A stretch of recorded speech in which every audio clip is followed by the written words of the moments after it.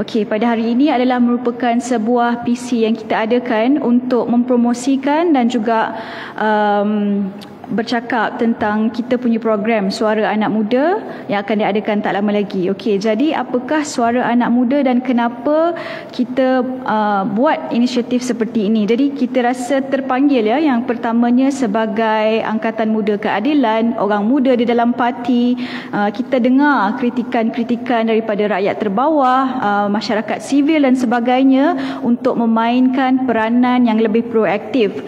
Di sini saya ingin menegaskan bahawasanya sama ada kita di pihak kerajaan ataupun pembangkang, pemuda tidak harus berasa takut ataupun tidak boleh menikus ataupun semata-mata menjadi tukang angguk sahaja.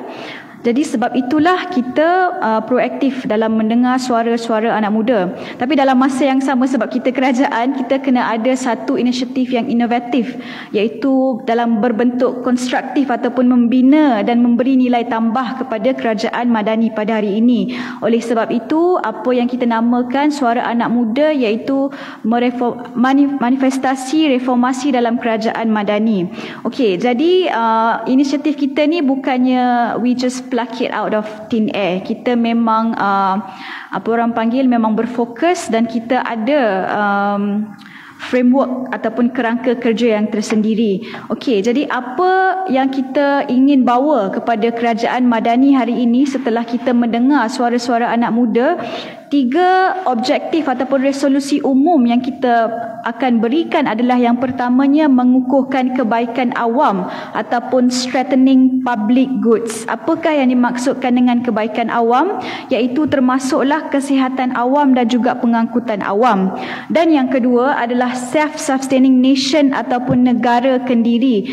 Bermaksud kita ingin dan juga menyambut usaha daripada PMX ataupun Perdana Menteri, iaitu Datuk Seri Anwar Ibrahim dan juga Menteri Ekonomi Saudara Rafizi Ramli, dengan mengeluarkan kita punya makanan sendiri seperti inisiatif-inisiatif Intan, dan juga kita ingin memperbesarkan dan juga apa orang panggil memberikan sedikit idea-idea dalam self-sustaining nation ataupun negara kendiri ini. Dan yang ketiga, framework kita adalah gaji bermaruah untuk anak muda. Jadi dalam framework yang 3 inilah 7 kumpulan anak muda yang kita telah temui mereka, kita dengar suara mereka, kita dengar pandangan mereka, dan mereka sendiri yang menghasilkan resolusi mereka ataupun tuntutan-tuntutan mereka kepada kerajaan madani. Saya kira ini adalah merupakan sesuatu yang penting, sebabnya selalunya ruang dasar awam ini menjadi echo chamber ataupun shock sendiri. Jadi saya rasa inilah keterlibatan Angkatan Muda untuk menjadi juru bicara masyarakat akar umbi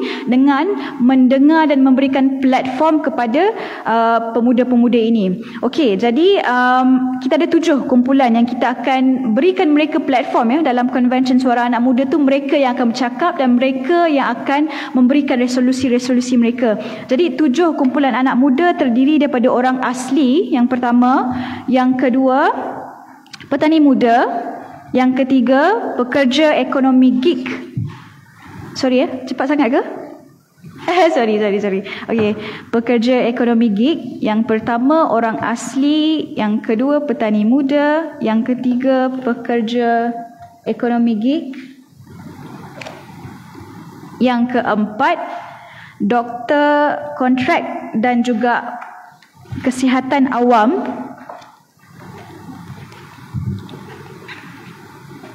yang kelima atlet dan sukan,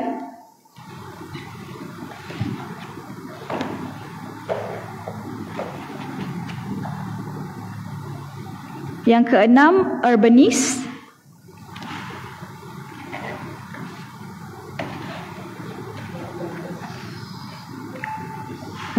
dan yang ketujuh adalah mahasiswa dan juga termasuklah undi 18.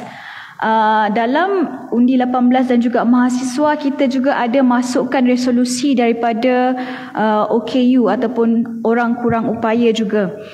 Jadi saya jemput semua untuk hadir pada Konvensyen Suara Anak Muda yang akan diadakan pada Sabtu 15 Julai ini bertempat di PJ Live Arts bermula jam 10.30 pagi. Saya juga ingin extend any